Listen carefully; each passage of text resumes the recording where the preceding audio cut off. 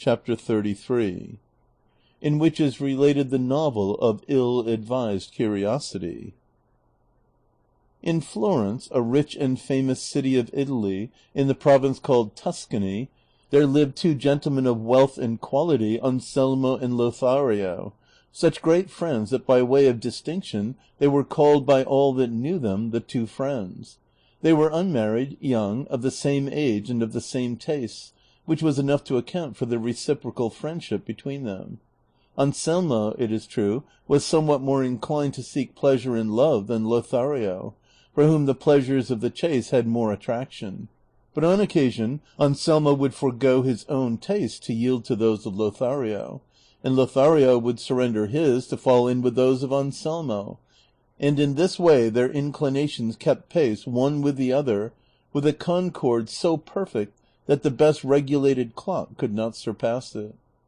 Anselmo was deep in love with a high-born and beautiful maiden of the same city, the daughter of parents so estimable, and so estimable herself, that he resolved with the approval of his friend Lothario, without whom he did nothing, to ask her of them in marriage, and did so.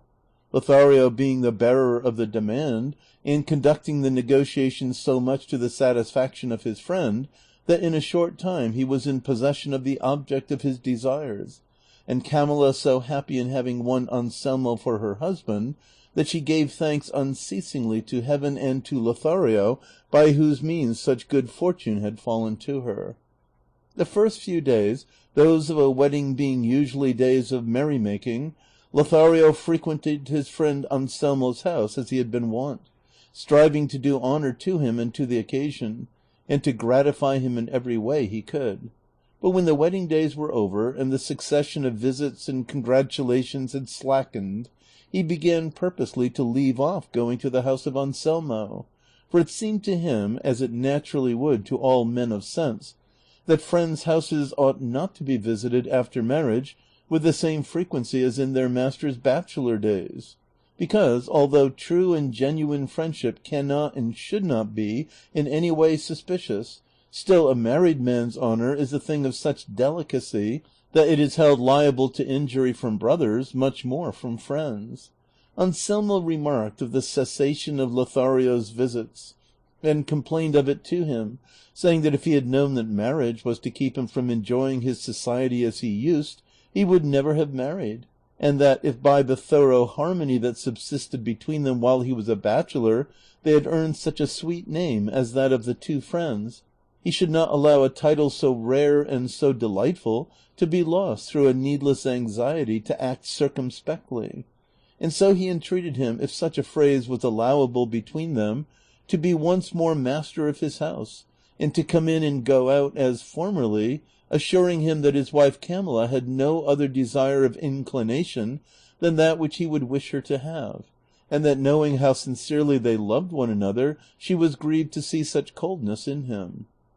To all this and much more that Anselmo said to Lothario, to persuade him to come to his house as he had been in the habit of doing, Lothario replied with so much prudent sense and judgment that Anselmo was satisfied of his friend's good intentions, and it was agreed that on 2 days in the week and on holidays Lothario should come to dine with him. But though this arrangement was made between them, Lothario resolved to observe it no further than he considered to be in accordance with the honor of his friend, whose good name was more to him than his own. He said, and justly, that a married man upon whom heaven had bestowed a beautiful wife should consider as carefully what friends he brought to his house as what female friends his wife associated with.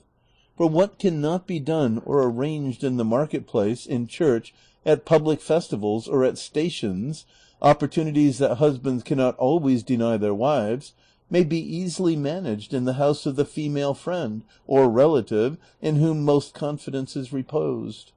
Lothario said, too, that every married man should have some friend who would point out to him any negligence he might be guilty of in his conduct, for it will sometimes happen that owing to the deep affection the husband bears his wife, either he does not caution her, or, not to vex her, refrains from telling her to do or not to do certain things, doing or avoiding which may be a matter of honor or reproach to him. And errors of this kind he could easily correct if warned by a friend. But where is such a friend to be found as Lothario would have, so judicious, so loyal, and so true? Of a truth I know not. Lothario alone was such a one, for with the utmost care and vigilance he watched over the honor of his friend, and strove to diminish, cut down, and reduce the number of days for going to his house according to their agreement, lest the visits of a young man, wealthy, high-born, and with the attractions he was conscious of possessing, at the house of a woman as beautiful as Camilla, should be regarded with suspicion by the inquisitive and malicious eyes of the idle public. For though his integrity and reputation might bridle slanderous tongues, still he was unwilling to hazard either his own good name or that of his friend, and for this reason most of the days agreed upon he devoted to some other business which he pretended was unavoidable, so that a great portion of the day was taken up with complaints on one side and excuses on the other. It happened, however, that on one occasion when the two were strolling together through a meadow outside the city, Anselmo addressed the following words to Lothario: "Thou mayest suppose, Lothario, my friend, that I am unable to give sufficient thanks for the favors God has rendered me in making me the son of such parents as mine were, and bestowing upon me with no niggard hand what are called the gifts of nature as well as those of fortune, and above all for what he has done in giving me thee for a friend and Camilla for a wife, two treasures that I value, if not as highly as I ought, at least as highly as I am able. And yet with all these good things, which are commonly all that men need to enable them to live happily, I am the most discontented and dissatisfied man in the whole world, for I know not how long since I have been harassed and oppressed by a desire so strange and so unusual that I wonder at myself and blame and chide myself when I am alone,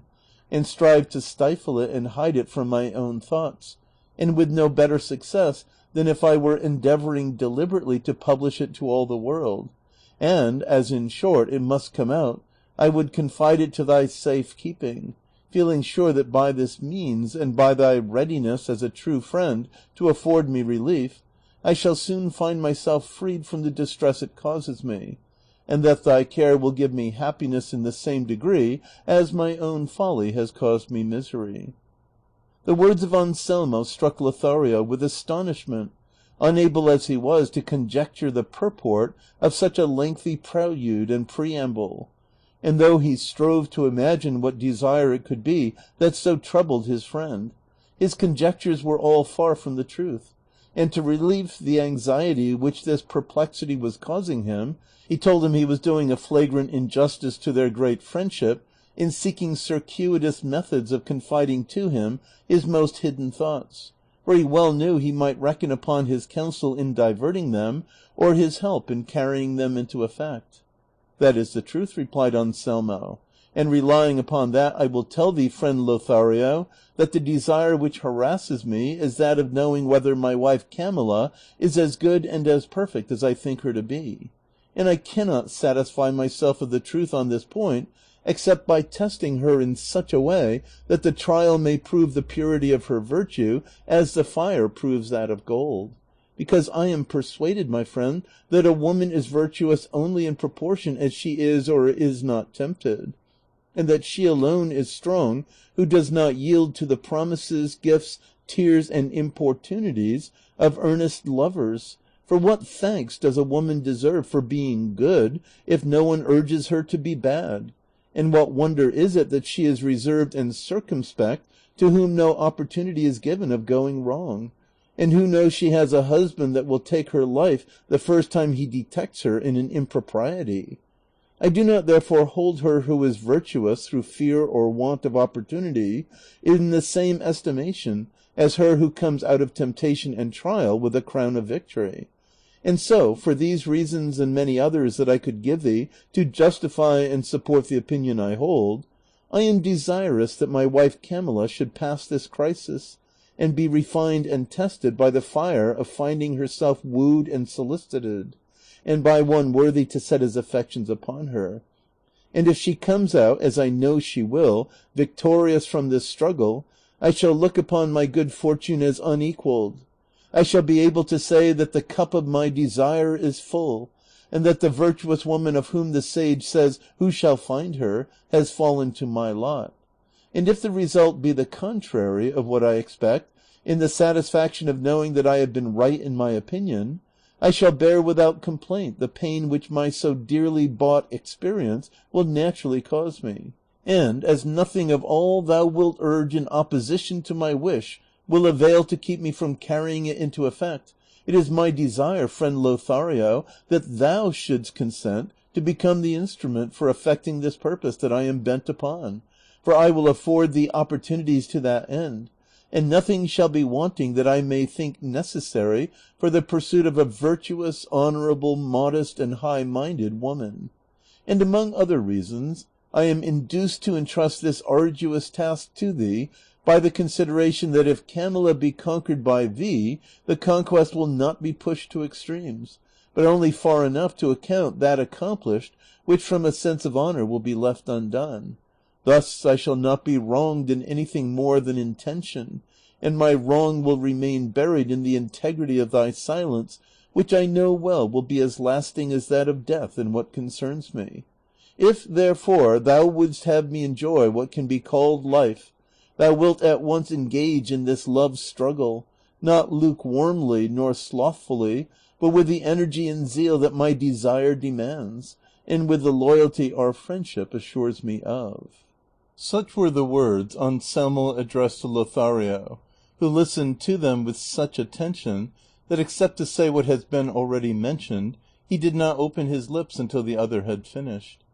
Then, perceiving that he had no more to say, after regarding him for a while as one would regard something never before seen that excited wonder and amazement, he said to him, "I cannot persuade myself, Anselmo, my friend, that what thou hast said to me is not in jest. If I thought that thou wert speaking seriously, I would not have allowed thee to go so far, so as to put a stop to thy long harangue by not listening to thee. I verily suspect that either thou dost not know me, or I do not know thee. But no, I know well thou art Anselmo, and thou knowest that I am Lothario. The misfortune is, it seems to me, that thou art not the Anselmo thou wert, and must have thought that I am not the Lothario I should be.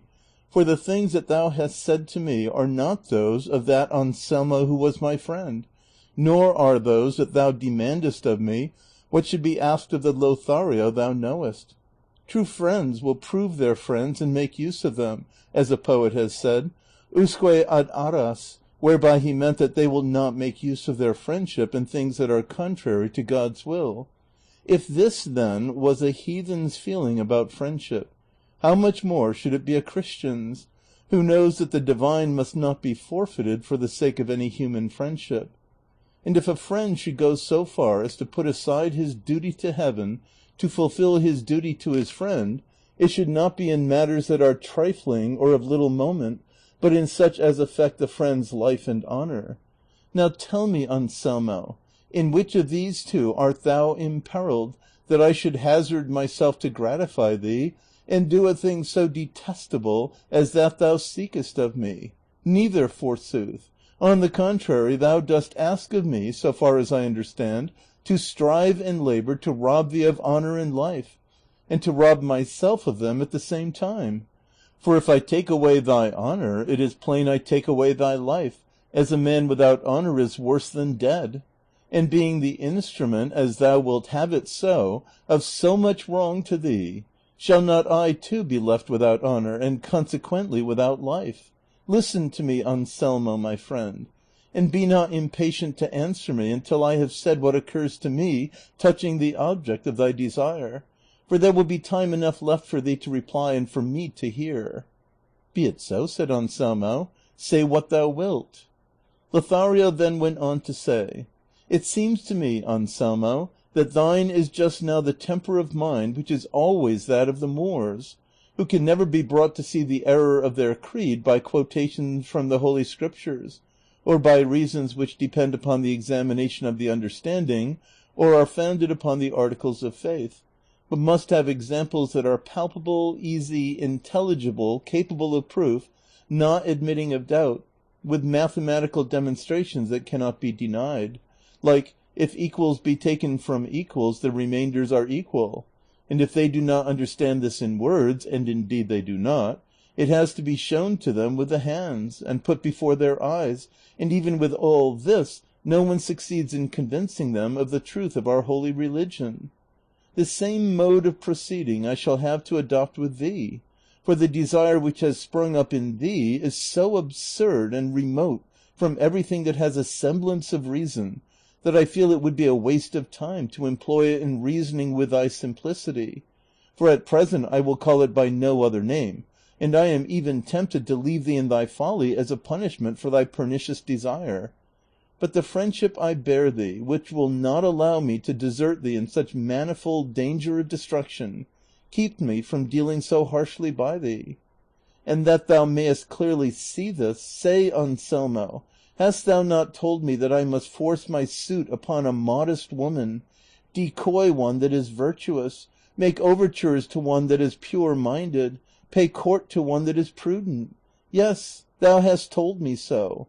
Then, if thou knowest that thou hast a wife, modest, virtuous, pure-minded, and prudent, what is it that thou seekest? And if thou believest that she will come forth victorious from all my attacks, as doubtless she would, what higher titles than those she possesses now dost thou think thou canst bestow upon her then? Or in what will she be better then than she is now? Either thou dost not hold her to be what thou sayest, or thou knowest not what thou dost demand. If thou dost not hold her to be what thou sayest, why dost thou seek to prove her instead of treating her as guilty in the way that may seem best to thee? But if she be as virtuous as thou believest, it is an uncalled for proceeding to make trial of truth itself, for after trial it will but be in the same estimation as before. Thus, then, it is conclusive that to attempt things from which harm rather than advantage may come to us is the part of unreasoning and reckless minds, more especially when they are things which we are not forced or compelled to attempt, and which show from afar that it is plainly madness to attempt them. Difficulties are attempted either for the sake of God, or for the sake of the world, or for both. Those undertaken for God's sake are those which the saints undertake when they attempt to live the lives of angels in human bodies. Those undertaken for the sake of the world are those of the men who traverse such a vast expanse of water, such a variety of climates, so many strange countries, to acquire what are called the blessings of fortune.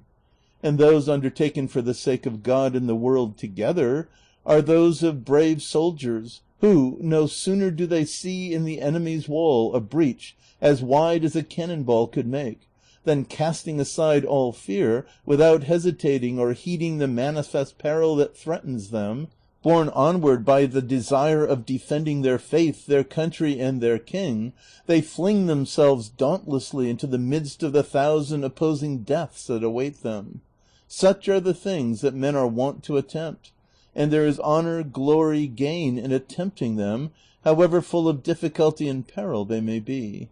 But that which thou sayest it is thy wish to attempt and carry out will not win thee the glory of God, nor the blessings of fortune, nor fame among men. For even if the issue be as thou wouldst have it, thou wilt be no happier, richer, or more honored than thou art this moment. And if it be otherwise, thou wilt be reduced to misery greater than can be imagined. For then it will avail thee nothing to reflect that no one is aware of the misfortune that has befallen thee. It will suffice to torture and crush thee that thou knowest it thyself. And in confirmation of the truth of what I say, let me repeat to thee a stanza made by the famous poet Luigi Tansillo at the end of the first part of his Tears of St. Peter, which says thus: The anguish and the shame but greater grew in Peter's heart as morning slowly came. No eye was there to see him, well he knew, yet he himself was to himself a shame. Exposed to all men's gaze or screened from view, a noble heart will feel the pang the same. A prey to shame the sinning soul will be, though none but heaven and earth its shame can see. Thus, by keeping it secret, thou wilt not escape thy sorrow, but rather thou wilt shed tears unceasingly, if not tears of the eyes, tears of blood from the heart, like those shed by that simple doctor our poet tells us of, that tried the test of the cup, which the wise Rinaldo, better advised, refused to do. For though this may be a poetic fiction, it contains a moral lesson worthy of attention and study and imitation. Moreover, by what I am about to say to thee, thou wilt be led to see the great error thou wouldst commit. Tell me, Anselmo, if heaven or good fortune had made thee master and lawful owner of a diamond of the finest quality, with the excellence and purity of which all the lapidaries that had seen it had been satisfied, saying with one voice and common consent that in purity, quality, and fineness it was all that a stone of the kind could possibly be, thou thyself, too, being of the same belief, as knowing nothing to the contrary, would it be reasonable in thee to desire to take that diamond and place it between an anvil and a hammer, and by mere force of blows and strength of arm try if it were as hard and as fine as they said? And if thou didst, and if the stone should resist so silly a test, that would add nothing to its value or reputation. And if it were broken, as it might be, would not all be lost? Undoubtedly it would, leaving its owner to be rated as a fool in the opinion of all. Consider then, Anselmo, my friend, that Camilla is a diamond of the finest quality, as well in thy estimation as in that of others, and that it is contrary to reason to expose her to the risk of being broken, for if she remain intact, she cannot rise to a higher value than she now possesses,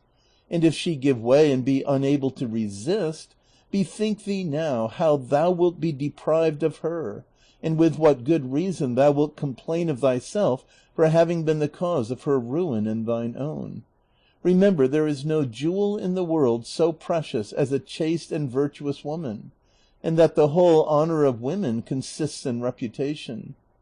And since thy wife's is of that high excellence that thou knowest, wherefore shouldst thou seek to call that truth in question? Remember, my friend, that woman is an imperfect animal, and that impediments are not to be placed in her way to make her trip and fall, but that they should be removed, and her path left clear of all obstacles, so that without hindrance she may run her course freely to attain the desired perfection, which consists in being virtuous. Naturalists tell us that the ermine is a little animal which has a fur of purest white, and that when the hunters wish to take it, they make use of this artifice. Having ascertained the places which it frequents and passes, they stop the way to them with mud, and then rousing it, drive it towards the spot, and as soon as the ermine comes to the mud, it halts, and allows itself to be taken captive rather than pass through the mire and spoil and sully its whiteness, which it values more than life and liberty. The virtuous and chaste woman is an ermine, and whiter and purer than snow is the virtue of modesty. And he who wishes her not to lose it, but to keep and preserve it, must adopt a course different from that employed with the ermine. He must not put before her the mire of the gifts and attentions of persevering lovers, because perhaps, and even without a perhaps, she may not have sufficient virtue and natural strength in herself to pass through and tread underfoot these impediments. They must be removed, and the brightness of virtue and the beauty of a fair fame must be put before her. A virtuous woman, too, is like a mirror of clear shining crystal, liable to be tarnished and dimmed by every breath that touches it. She must be treated as relics are, adored, not touched. She must be protected and prized as one protects and prizes a fair garden full of roses and flowers, the owner of which allows no one to trespass or pluck a blossom. Enough for others that from afar and through the iron grating they may enjoy its fragrance and its beauty. Finally, let me repeat to thee some verses that come to my mind. I heard them in a modern comedy, and it seems to me they bear upon the point we are discussing.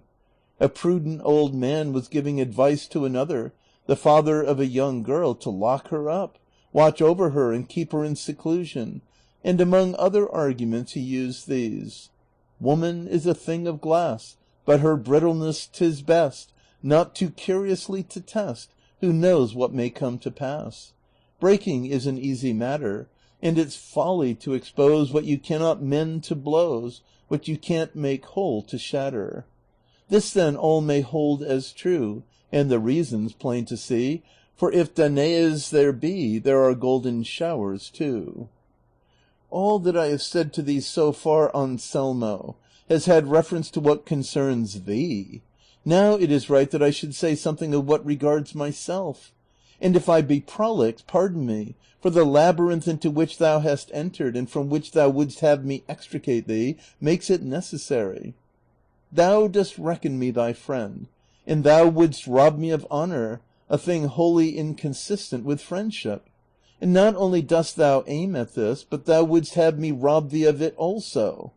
That thou wouldst rob me of it is clear, for when Camilla sees that I pay court to her as thou requirest, she will certainly regard me as a man without honor or right feeling, since I attempt and do a thing so much opposed to what I owe my own position and thy friendship. That thou wouldst have me rob thee of it is beyond a doubt, for Camilla, seeing that I press my suit upon her, will suppose that I have perceived in her something light that has encouraged me to make known to her my base desire. And if she holds herself dishonored, her dishonor touches thee as belonging to her. And hence arises what so commonly takes place, that the husband of the adulterous woman, though he may not be aware of or have given any cause for his wife's failure in her duty, or, being careless or negligent, have had it in his power to prevent his dishonor, nevertheless is stigmatized by a vile and reproachful name, and in a manner regarded with eyes of contempt instead of pity by all who know of his wife's guilt, though they see that he is unfortunate not by his own fault, but by the lust of a vicious consort. But I will tell thee why with good reason dishonor attaches to the husband of the unchaste wife, though he know not that she is so, nor he to blame, nor have done anything, or given any provocation to make her so. And be not weary with listening to me, for it will be all for thy good. When God created our first parent in the earthly paradise, the Holy Scripture says that he infused sleep into Adam, and while he slept took a rib from his left side, of which he formed our mother Eve. And when Adam awoke and beheld her, he said, "This is flesh of my flesh, and bone of my bone." And God said, "For this shall a man leave his father and his mother, and they shall be two in one flesh." And then was instituted the divine sacrament of marriage, with such ties that death alone can loose them. And such is the force and virtue of this miraculous sacrament, that it makes two different persons one in the same flesh, and even more than this when the virtuous are married, for though they have two souls, they have but one will. And hence it follows that the flesh of the wife is one and the same with that of her husband. The stains that may come upon it, or the injuries it incurs, fall upon the husband's flesh, though he, as has been said, may have given no cause for them. For as the pain of the foot or any member of the body is felt by the whole body, because all is one flesh, as the head feels the hurt to the ankle without having caused it, so the husband, being one with her, shares the dishonor of the wife. And as all worldly honor or dishonor comes of flesh and blood, and the erring wife's is of that kind, the husband must needs bear his part of it, and be held dishonored without knowing it. See then, Anselmo, the peril thou art encountering in seeking to disturb the peace of thy virtuous consort. See for what an empty and ill-advised curiosity thou wouldst rouse up passions that now repose in quiet in the breast of thy chaste wife.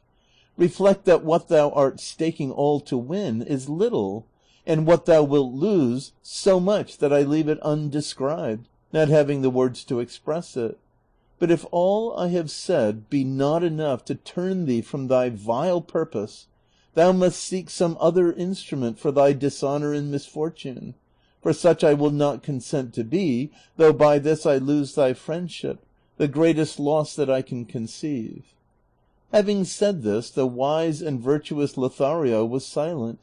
and Anselmo, troubled in mind and deep in thought, was unable for a while to utter a word in reply. but at length he said, I have listened, Lothario, my friend, attentively, as thou hast seen, to what thou hast chosen to say to me,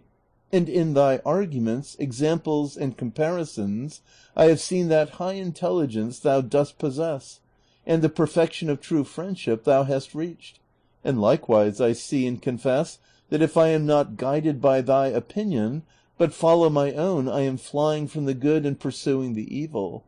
This being so, thou must remember that I am now laboring under that infirmity which women sometimes suffer from, when the craving seizes them to eat clay, plaster, charcoal, and things even worse, disgusting to look at, much more to eat, so that it will be necessary to have recourse to some artifice to cure me. And this can be easily effected if only thou wilt make a beginning, even though it be in a lukewarm and make-believe fashion, to pay court to Camilla, who will not be so yielding that her virtue will give way at the first attack. With this mere attempt I shall rest satisfied, and thou wilt have done what our friendship binds thee to do, not only in giving me life, but in persuading me not to discard my honor. And this thou art bound to do for one reason alone, that being as I am resolved to apply this test, it is not for thee to permit me to reveal my weakness to another, and so imperil that honor thou art striving to keep me from losing. And if thine may not stand as high as it ought in the estimation of Camilla while thou art paying court to her, that is of little or no importance, because ere long, on finding in her that constancy which we expect, thou canst tell her the plain truth as regards our stratagem, and so regain thy place in her esteem. And as thou art venturing so little, and by the venture canst afford me so much satisfaction, refuse not to undertake it, even if further difficulties present themselves to thee. For, as I have said, if thou wilt only make a beginning, I will acknowledge the issue decided. Lothario, seeing the fixed determination of Anselmo, and not knowing what further examples to offer or arguments to urge in order to dissuade him from it, and perceiving that he threatened to confide his pernicious scheme to some one else, to avoid a greater evil, resolved to gratify him and do what he asked, intending to manage the business so as to satisfy Anselmo without corrupting the mind of Camilla. So in reply he told him not to communicate his purpose to any other, for he would undertake the task himself and would begin it as soon as he pleased. Anselmo embraced him warmly and affectionately, and thanked him for his offer as if he had bestowed some great favor upon him, and it was agreed between them to set about it the next day, Anselmo affording opportunity and time to Lothario to converse alone with Camilla, and furnishing him with money and jewels to offer and present to her. He suggested too that he should treat her to music, and write verses in her praise, and if he was unwilling to take the trouble of composing them, he offered to do it himself. Lothario agreed to all with an intention very different from what Anselmo supposed, and with this understanding they returned to Anselmo's house, where they found Camilla awaiting her husband anxiously and uneasily, for he was later than usual in returning that day. Lothario repaired to his own house, and Anselmo remained in his, as well satisfied as Lothario was troubled in mind, for he could see no satisfactory way out of this ill-advised business. That night, however, he thought of a plan by which he might deceive Anselmo without any injury to Camilla. The next day he went to dine with his friend, and was welcomed by Camilla, who received and treated him with great cordiality, knowing the affection her husband felt for him. When dinner was over and the cloth removed, Anselmo told Lothario to stay there with Camilla while he attended to some pressing business, as he would return in an hour and a half. Camilla begged him not to go, and Lothario offered to accompany him, but nothing could persuade Anselmo, who on the contrary pressed Lothario to remain waiting for him, as he had a matter of great importance to discuss with him. At the same time he bade Camilla not to leave Lothario alone until he came back. In short, he contrived to put so good a face on the reason or the folly of his absence that no one could have suspected it was a pretense. Anselmo took his departure, and Camilla and Lothario were left alone at the table, for the rest of the household had gone to dinner, Lothario saw himself in the lists according to his friend's wish, and facing an enemy that could by her beauty alone vanquish a squadron of armed knights. Judge whether he had good reason to fear. But what he did was to lean his elbow on the arm of the chair and his cheek upon his hand, and, asking Camilla's pardon for his ill manners, he said he wished to take a little sleep until Anselmo returned. Camilla in reply said he could repose more at his ease in the reception room than in his chair, and begged of him to go in and sleep there. But Lothario declined, and there he remained asleep until the return of Anselmo, who, finding Camilla in her own room and Lothario asleep, imagined that he had stayed away so long as to have afforded them time enough for conversation and even for sleep, and was all impatient until Lothario should wake up, that he might go out with him and question him as to his success. Everything fell out as he wished. Lothario awoke, and the two at once left the house, and Anselmo asked what he was anxious to know, and Lothario, to answer, told him that he had not thought it advisable to declare himself entirely the first time, and therefore had only extolled the charms of Camilla, telling her that all the city spoke of nothing else but her beauty and wit, for this seemed to him an excellent way of beginning to gain her goodwill, and rendered her disposed to listen to him with pleasure the next time, thus availing himself of the device the devil has recourse to when he would deceive one who is on the watch. For he, being the angel of darkness, transforms himself into an angel of light, and, under cover of a fair seeming, discloses himself at length, and effects his purpose if at the beginning his wiles are not discovered. All this gave great satisfaction to Anselmo, and he said he would afford the same opportunity every day, but without leaving the house, for he would find things to do at home, so that Camilla should not detect the plot. Thus, then, several days went by, and Lothario, without uttering a word to Camilla, reported to Anselmo that he had talked with her, and that he had never been able to draw from her the slightest indication of consent to anything dishonorable, nor even a sign or shadow of hope. On the contrary, he said she threatened that if he did not abandon such a wicked idea, she would inform her husband of it.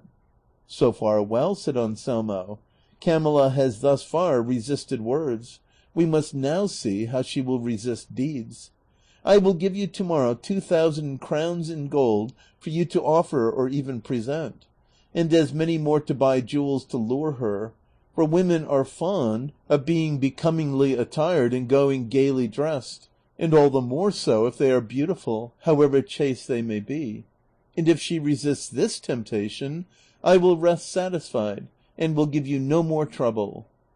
Lothario replied that now he had begun, he would carry on the undertaking to the end, though he perceived he was to come out of it wearied and vanquished. The next day he received the 4,000 crowns, and with them 4,000 perplexities, for he knew not what to say by way of a new falsehood. But in the end he made up his mind to tell him that Camilla stood as firm against gifts and promises as against words, and that there was no use in taking any further trouble, for the time was all spent to no purpose. But chance, directing things in a different manner, so ordered it that Anselmo, having left Lothario and Camilla alone, as on other occasions, shut himself into a chamber, and posted himself to watch and listen through the keyhole to what passed between them, and perceived that for more than half an hour Lothario did not utter a word to Camilla, nor would utter a word though he were to be there for an age. And he came to the conclusion that what his friend had told him about the replies of Camilla was all invention and falsehood, and to ascertain if it were so, he came out, and calling Lothario aside, asked him what news he had, and in what humor Camilla was.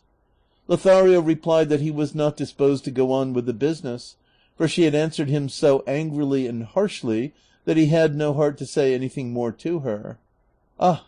Lothario, Lothario, said Anselmo, how ill dost thou meet thy obligations to me, and the great confidence I repose in thee. I have been just now watching through this keyhole, and I have seen that thou hast not said a word to Camilla, whence I conclude that on the former occasions thou hast not spoken to her either. And if this be so, as no doubt it is, why dost thou deceive me? Or wherefore seekest thou by craft to deprive me of the means I might find of attaining my desire?"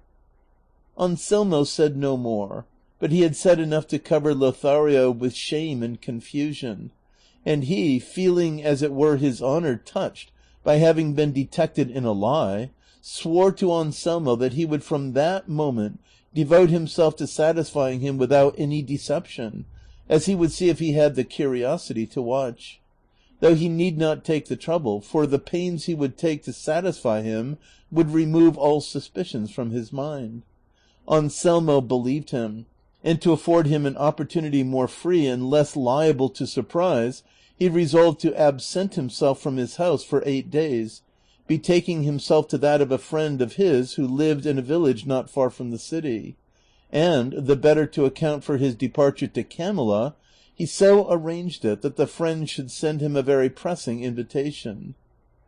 Unhappy, short-sighted Anselmo, what art thou doing? What art thou plotting? What art thou devising? Bethink thee, thou art working against thyself, plotting thine own dishonor, devising thine own ruin. Thy wife Camilla is virtuous, thou dost possess her in peace and quietness, no one assails thy happiness, her thoughts wander not beyond the walls of thy house, thou art her heaven on earth, the object of her wishes, the fulfillment of her desires, the measure wherewith she measures her will, making it conform in all things to thine in heavens. If then the mine of her honor, beauty, virtue, and modesty yields thee without labor all the wealth it contains, and thou canst wish for, why wilt thou dig the earth in search of fresh veins, of new unknown treasure, risking the collapse of all, since it but rests on the feeble props of her weak nature? Bethink thee that from him who seeks impossibilities, that which is possible may with justice be withheld, as was better expressed by a poet who said, "'Tis mine to seek for life in death, health in disease seek I seek in prison freedom's breath, in traitors loyalty. So fate that ever scorns to grant or grace or boon to me, since what can never be I want, denies me what might be." The next day, Anselmo took his departure for the village, leaving instructions with Camilla that during his absence Lothario would come to look after his house and to dine with her, and that she was to treat him as she would himself. Camilla was distressed, as a discreet and right-minded woman would be, at the orders her husband left her, and bade him remember that it was not becoming that any one should occupy his seat at the table during his absence, and if he acted thus not from feeling confidence that she would be able to manage his house, let him try her this time, and he would find by experience that she was equal to greater responsibilities. Anselmo replied that it was his pleasure to have it so, and that she had only to submit and obey. Camilla said she would do so, though against her will. Anselmo went, and the next day Lothario came to his house, where he was received by Camilla with a friendly and modest welcome. But she never suffered Lothario to see her alone, for she was always attended by her men and women servants, especially by a handmaid of hers, Leonela by name, to whom she was much attached, for they had been brought up together from childhood in her father's house, and whom she had kept with her after her marriage with Anselmo. The first 3 days Lothario did not speak to her, though he might have done so when they removed the cloth and the servants retired to dine hastily. For such were Camilla's orders. Nay more, Leonela had directions to dine earlier than Camilla, and never to leave her side. She, however, having her thoughts fixed upon other things more to her taste, and wanting that time and opportunity for her own pleasure, did not always obey her mistress's commands, but on the contrary left them alone, as if they had ordered her to do so. But the modest bearing of Camilla, the calmness of her countenance, the composure of her aspect, were enough to bridle the tongue of Lothario. But the influence which the many virtues of Camilla exerted in imposing silence on Lothario's tongue proved mischievous for both of them, for if his tongue was silent his thoughts were busy, and could dwell at leisure upon the perfections of Camilla's goodness and beauty one by one, charms enough to warm with love a marble statue, not to say a heart of flesh. Lothario gazed upon her when he might have been speaking to her, and thought how worthy of being loved she was.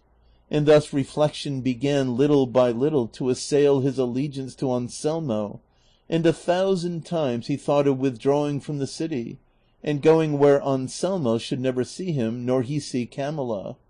But already the delight he found in gazing on her interposed and held him fast. He put a constraint upon himself, and struggled to repel and repress the pleasure he found in contemplating Camilla. When alone he blamed himself for his weakness, called himself a bad friend, nay, a bad Christian. Then he argued the matter and compared himself with Anselmo, always coming to the conclusion that the folly and rashness of Anselmo had been worse than his faithlessness, and that if he could excuse his intentions as easily before God as with man, he need fear no punishment for his offense. In short, the beauty and goodness of Camilla, joined with the opportunity which the blind husband had placed in his hands, overthrew the loyalty of Lothario, and giving heed to nothing save the object towards which his inclinations led him, after Anselmo had been 3 days absent, during which he had been carrying on a continual struggle with his passion, he began to make love to Camilla with so much vehemence and warmth of language that she was overwhelmed with amazement, and could only rise from her place and retire to her room without answering him a word. But the hope which always springs up with love was not weakened in Lothario by this repelling demeanor. On the contrary, his passion for Camilla increased, and she, discovering in him what she had never expected, knew not what to do. And considering it neither safe nor right to give him the chance or opportunity of speaking to her again, she resolved to send, as she did that very night, one of her servants with a letter to Anselmo, in which she addressed the following words to him.